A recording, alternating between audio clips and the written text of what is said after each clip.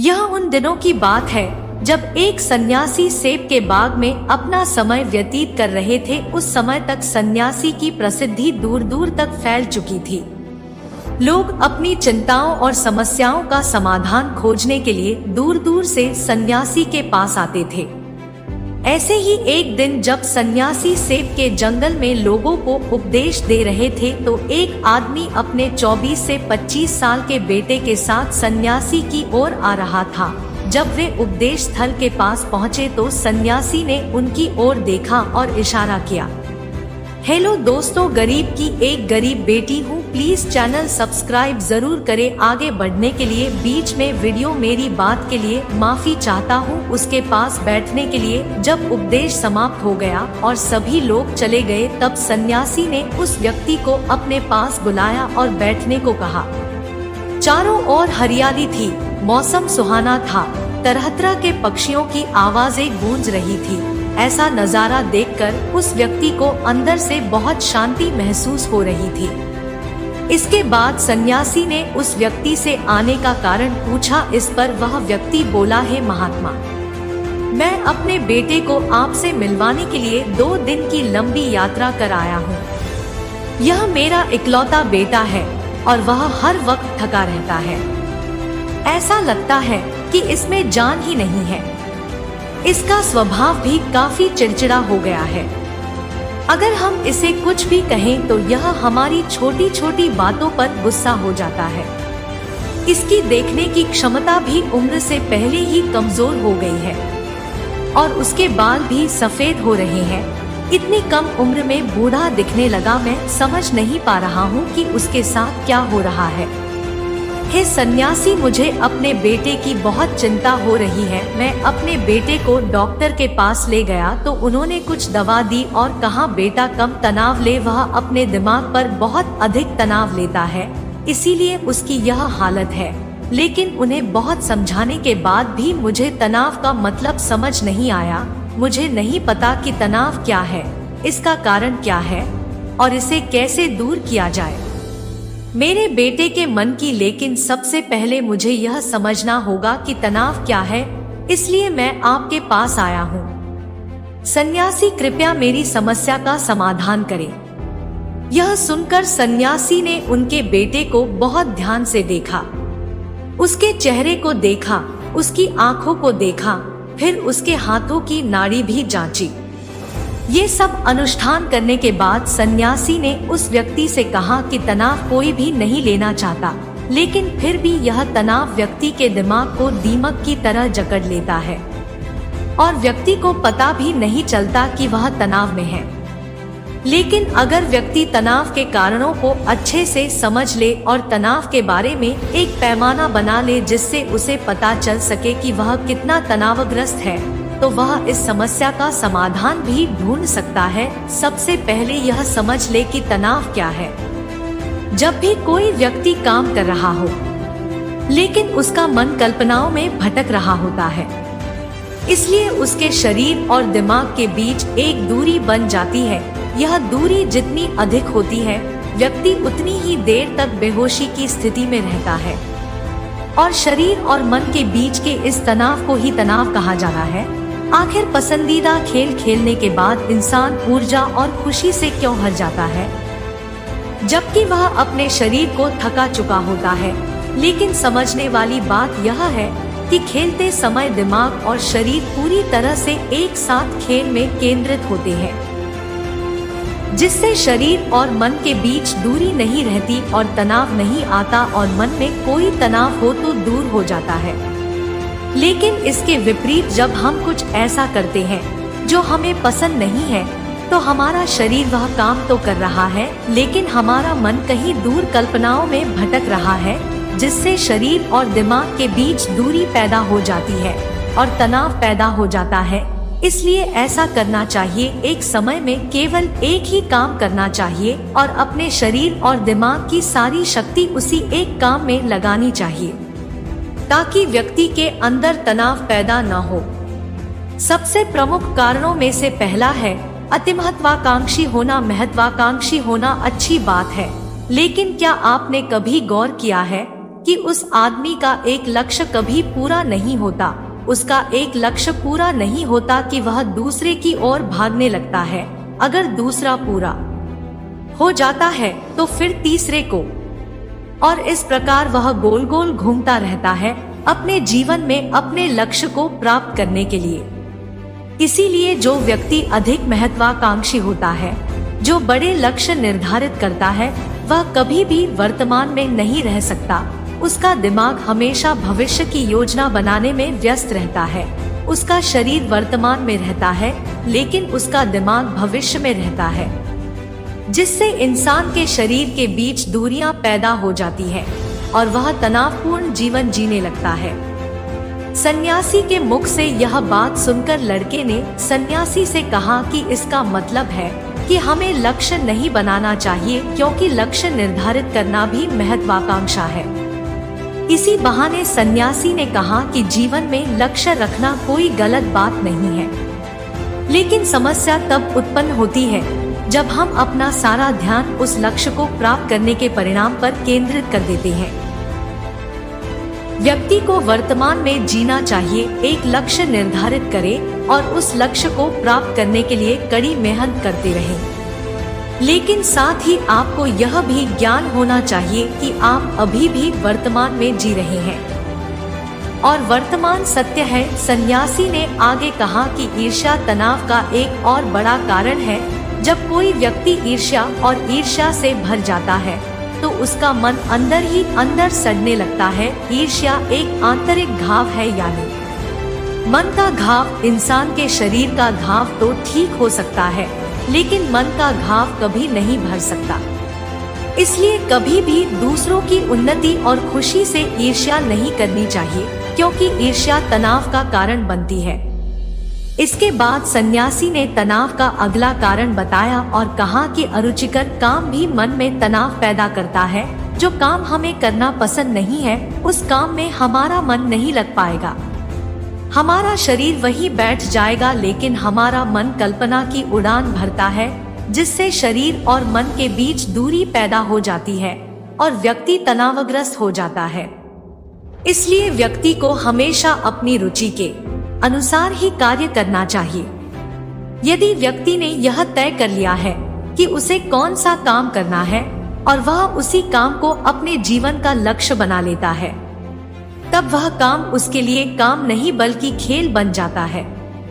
लेकिन दोस्तों, अपने जुनून को फॉलो करो, यह कहना कितना आसान है, अपना सच्चा जुनून ढूंढना कितना मुश्किल है, क्योंकि आजकल ज्यादातर युवा सेलिब्रिटीज और सोशल मीडिया से प्रभावित है। वे किसी भी काम को अपना जुनून मानते हैं और फिर कुछ दिनों तक कोशिश करने के बाद उसे बीच में ही छोड़ देते हैं, क्योंकि यह उनका जुनून नहीं था और इस तरह वे अपना कीमती समय और ऊर्जा बर्बाद करते हैं। तनाव का चौथा कारण है दूसरों से अपेक्षा करना। सन्यासी ने उस व्यक्ति की ओर इशारा करते हुए कहा, एक पिता के रूप में तुम्हें अपने बेटे से बहुत सारी उम्मीदें होंगी कि आपका बेटा बहुत सफल इंसान बने, आपका नाम रोशन करे और जैसा जीवन चाहे वैसा जिए, आपकी हर बात माने। लेकिन क्या आज तक किसी की भी उम्मीदें पूरी हुई है? जब भी कोई व्यक्ति दूसरे से कुछ अपेक्षा करने लगता है तो वह अनजाने में तनाव पैदा करना शुरू कर देता है। खुद के लिए जरा सोचिए, अगर आपका बेटा आपके मुताबिक काम नहीं कर रहा है और वह वैसा नहीं बन रहा है जैसा आप उसे बनाना चाहते हैं, तो निश्चित तौर पर तनाव आपके दिमाग पर हावी हो जाएगा।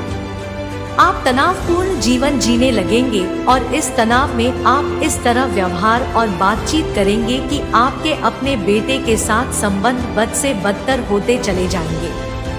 इसलिए व्यक्ति को दूसरों से अपनी क्षमता से कम उम्मीदें रखनी चाहिए और अगर आप पूरी तरह से तनाव मुक्त रहना चाहते हैं तो दूसरों से उम्मीद करना बंद कर दें।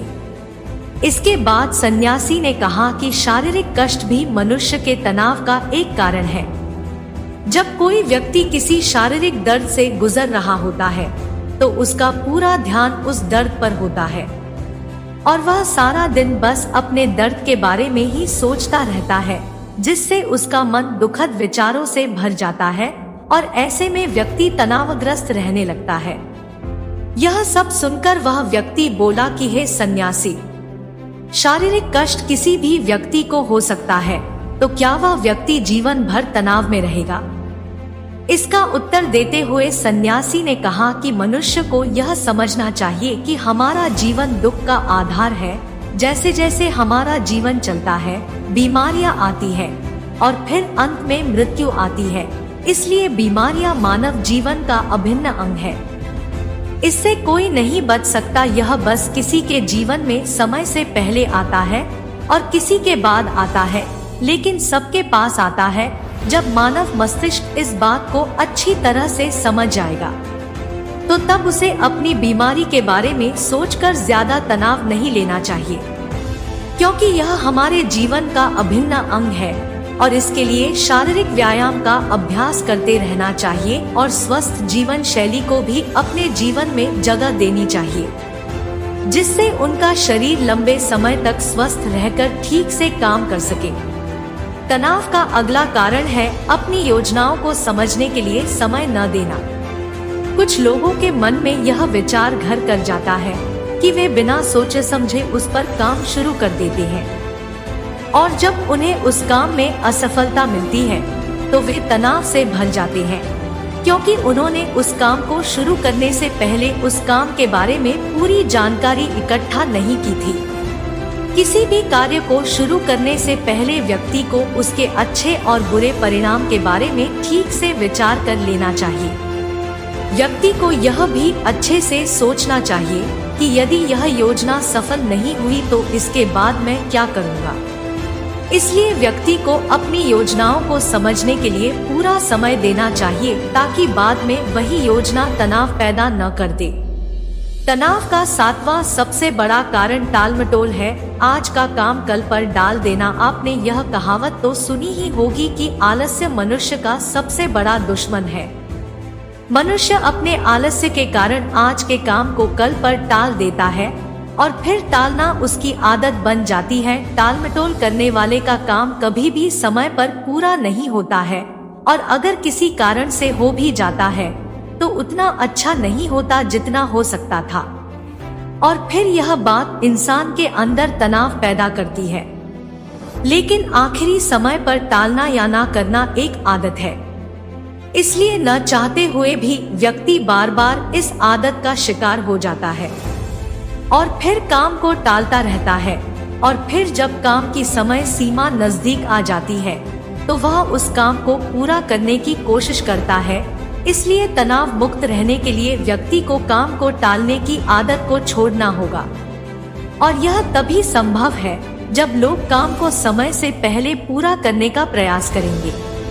तनाव का आखिरी और सबसे बड़ा कारण है ज्यादा सोचना। लगातार सोचना भी एक बीमारी है, और यह उन लोगों में सबसे ज्यादा पाई जाती है जो कल्पनाएं करते हैं, जो अतीत की घटनाओं के बारे में सोचते रहते हैं और जो भविष्य के बारे में बेतहाशा अटकलें लगाते हैं। इसलिए व्यक्ति को ज्यादा सोचने की आदत पर अंकुश लगाना चाहिए।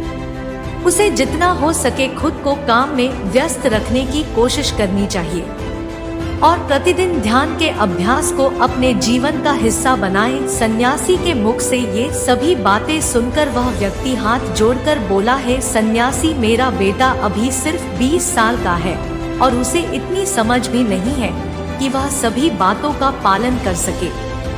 कृपया तनाव दूर करने का कोई आसान तरीका बताएं, ताकि मेरा बेटा भी उसे अपना सके और तनाव मुक्त रह सके। उस व्यक्ति की यह विनती सुनकर सन्यासी ने कुछ सोचते हुए उत्तर दिया, यदि आप इतनी सारी बातों का पालन नहीं कर सकते तो इसके लिए एक बहुत ही आसान तरीका है। आप एक समय में एक ही काम करने पर ध्यान केंद्रित करते हैं। आप उस समय जो कर रहे हैं बस उसी पर ध्यान केंद्रित करें, और यदि आपका मन भटकता है तो जैसे ही आपको याद आए अपना ध्यान उस काम पर लौटा दें। तनाव मुक्त रहने का यह सबसे आसान और अच्छा तरीका है। जब आप खाएं तो केवल खाएं, उसके स्वाद का आनंद लें, उसे महसूस करें।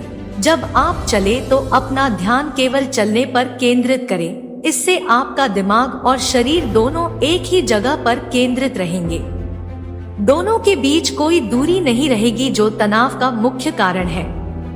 दोस्तों, आज की युवा पीढ़ी एक ही समय में 2 या 3 काम करने की आदी हो गई है, जैसे फोन पर बात करते हुए गाड़ी चलाना, खाना खाते समय टीवी देखना या फोन का इस्तेमाल करना। और फिर उनकी शिकायत रहती है कि मैं तनाव में रहता हूँ, मेरा मन बेचैन रहता है, मैं चिड़चिड़ा हो गया हूँ। जब कोई व्यक्ति एक समय में 3 काम करता है तो यह स्वाभाविक है। तनाव उत्पन्न होना क्योंकि दिमाग एक समय में एक ही काम पूरे ध्यान से कर सकता है। कभी भी एक ही समय में 2 चीजों पर पूरा ध्यान केंद्रित नहीं कर पाता, इसलिए जहां तक हो सके एक समय में एक ही काम को पूरे ध्यान से करने की कोशिश करें। दोस्तों, मुझे उम्मीद है कि आपको इस वीडियो से बहुत कुछ सीखने को मिला होगा।